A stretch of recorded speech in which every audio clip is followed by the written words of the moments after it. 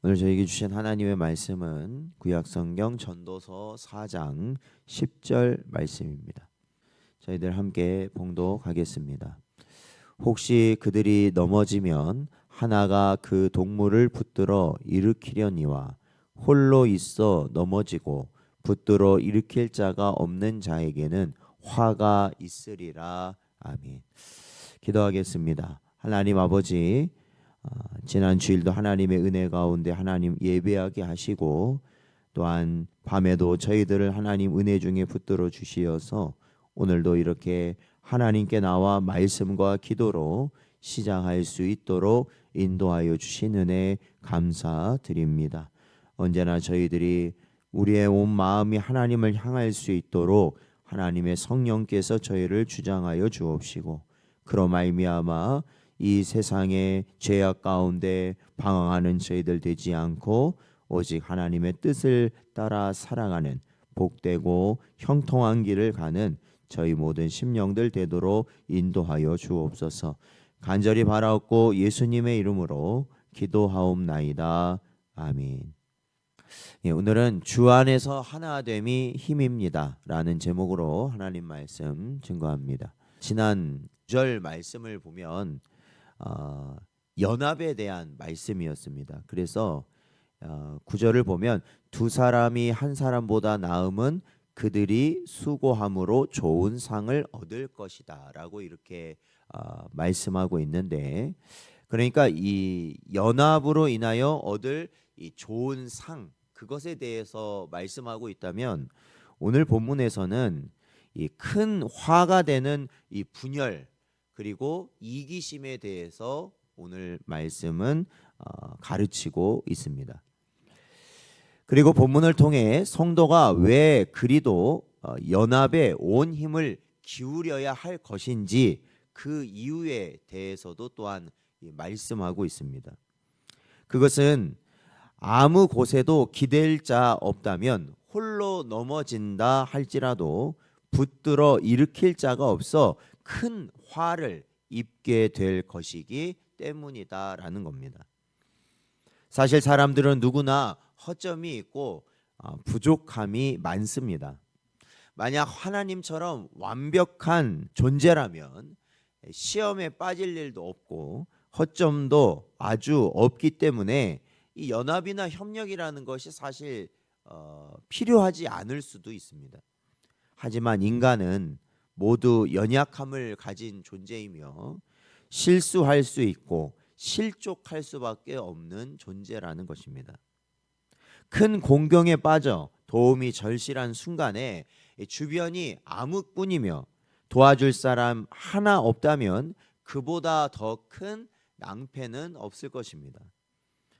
다른 사람과의 어떠한 올바른 관계도 없이 이기적으로 살아가는 사람은 결국 누구의 도움도 받지 못하여 큰 화를 입게 될 것입니다. 이처럼 독선적으로 이기적인 것은 올바른 것도 되지 않는 어리석은 모습이다라는 것이죠. 사랑하는 성도 여러분, 우리나라의 이 전기를 우리가 이제 늘 일상생활에서 전기를 쓰잖아요. 그러면 이러한 전력을 생산하는 여러 가지 방식 중에 하나가 석탄을 사용해서 이 화력 발전을 합니다. 그런데 이 석탄을 쓰는 것보다 더 효율적으로, 그러니까 우리가 말하면 가성비가 좋게 이 많은 전기를 생산하는 방식이 원자력 발전입니다. 그래서 지금은 이제 원자력 발전이 우리나라의 대부분, 그러니까 가장 큰 비중을 두면서 원자력 발전으로 전기를 생산하고 있습니다.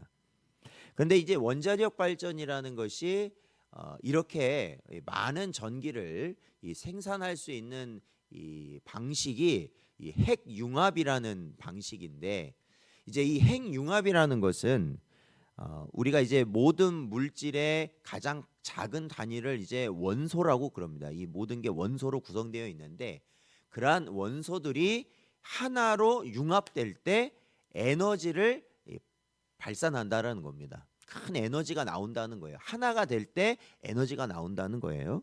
그래서 이 핵융합이라는 것, 그러니까 핵발전이라는 건 그러한 융합이 되는 곳에서 나오는 에너지를 가지고 전기를 생산하는 겁니다. 그러니까 그게 엄청나게 큰 에너지라는 것이에요. 그런데 반대로 여러분, 핵이라는 것은 그렇게 핵융합과 같은 우리에게 전기를 많이 생산하는 도움이 되는 방식도 있지만 오히려 핵분열이라는 것도 있어요. 그러니까 아까 말했던 이 원소가 하나가 되는 게 아니라 나뉘어지는 거죠. 나뉘어지면 에너지가 또 나온다는 겁니다. 근데 그 에너지가 엄청난 에너지가 나옴으로 인하여서 그것이 어떻게 되냐면 우리가 소위 말하는 핵폭탄으로 사용되는 거예요. 그러니까 이 핵융합이라고 해서 하나가 될 때는 우리가 전기로 쓰는 에너지가 나온다면 서로 갈라지고 나뉘어질 때는 핵폭탄이라는 그러한 파괴적인 에너지가 되어서 나온다라는 것입니다. 그렇기 때문에 여러분, 이 폭탄이라는 게 사실은 우리에게 좋은 거예요, 나쁜 거예요? 사실은 그게 한번 터지게 되면 모든 것이 남아나지 않는 아주 모든 것이 초토화되는 것이 되기 때문에 사실 이러한 예는 우리의 모습에도 그대로 적용이 될 수 있다라는 것입니다. 그러니까 만약에 우리가 서로 이 공동체 안에서 교회든지 가정이든지 또한 우리가 이 함께하는 이 공동체 가운데서 서로 분열하고 반목하고 자신만의 이익과 주장만을 내세운다면, 그러니까 자기들의 그것만을 내세운다면 이것이 무엇이냐면 핵 분열과 같다라는 것이죠. 나뉘어지는 것과 같다라는 거예요. 그렇게 되면 원자 폭탄처럼 큰 화를 초래하게 된다라는 것이에요. 그것으로 인해 타인에게 해가 되고 자신에게 해가 되는 것이죠. 그래서 나눈다는 것은 우리에게 모두가 해가 된다라는 것을 항상 기억해야 된다라는 겁니다. 그러나 반면에 서로 하나가 되는 것, 서로를 이해해주고 서로를 보듬어주는 그러한 모습, 서로를 의지하는 모습은 핵 분열이 아니라 핵 융합과 같은 원리처럼 발전적인 에너지를 만들어내고 혼자서 이룰 수 없는 많은 일들을 우리가 감당할 수 있게 된다라는 것이죠. 그러므로 여러분, 우리는 이를 기억하고 서로 어떻게 해야 됩니까? 항상 협력하고 동역하는 것에 힘써야 한다는 겁니다.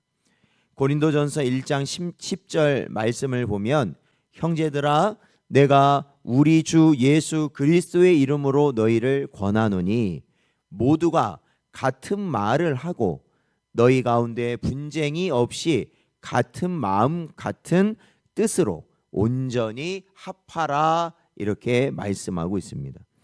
그렇습니다. 사랑하는 성도 여러분, 함께하는 모든 이들과 더불어 홀로 감당할 수 없는 여러분의 삶 가운데 닥치는 어려움과 시련까지도 능히 이기게 될 줄로 믿습니다. 혼자는 할 수 없는 일을 교회에 있는 성도들과 함께 감당할 수 있는 거거든요. 혼자서는 이겨낼 수 없는 것을 우리의 가정에 있는 구성원들과 함께 우리 식구들과 함께 감당할 수 있는 거거든요. 우리가 동료들이나 함께하는 이웃들이나 친구들과 함께 역시도 함께하면 그 일들을 감당할 수 있게 된다라는 것입니다. 그렇기 때문에 함께 한다라는 것은요, 사실은 하나님의 능력이다라고 말할 수 있어요. 여러분, 사실 함께하는 게 얼마나 힘들다는 거 우리가 너무 잘 알고 있잖아요. 서로 생각도 다릅니다. 서로 이 생활의 방식도 다르고 서로 살아온 이 모든 해결해온 방식이 다르기 때문에 사실 오늘날 가장 큰 사회적 문제가 뭐예요? 함께 하려고 하지 않는다라는 거 아니에요? 그냥 혼자 하는 게 낫다 이거예요. 내 방식대로 하는 게 낫다는 거예요. 왜? 함께하면 귀찮아요. 함께하면 힘들어. 함께하면 복잡해요. 그런데 여러분 생각해 보십시오. 그러한 상황 가운데 살아가는 우리들이 함께할 수 있다면 그것은 누구의 능력으로 우리에게 가능한 것이냐? 주님의 능력으로 가능한 것이다라는 것이죠. 오늘도 우리에게 주신 말씀을 마음에 잘 새기시기 바랍니다. 오늘날처럼 반목과 갈등으로 점철된 이 시대를 살아가는 우리 성도들이 참된 구주 되신 예수 그리스도 안에서 하나로 연합된다면 그것이 바로 뭐겠어요?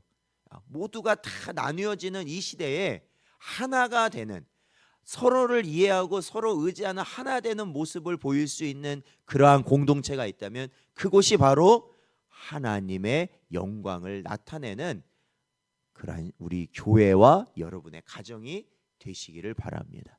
언제나 그러한 말씀을 마음에 새기시고 언제나 주의 영광을 드러내는 복된 여러분 되시기를 주의 이름으로 축원드립니다.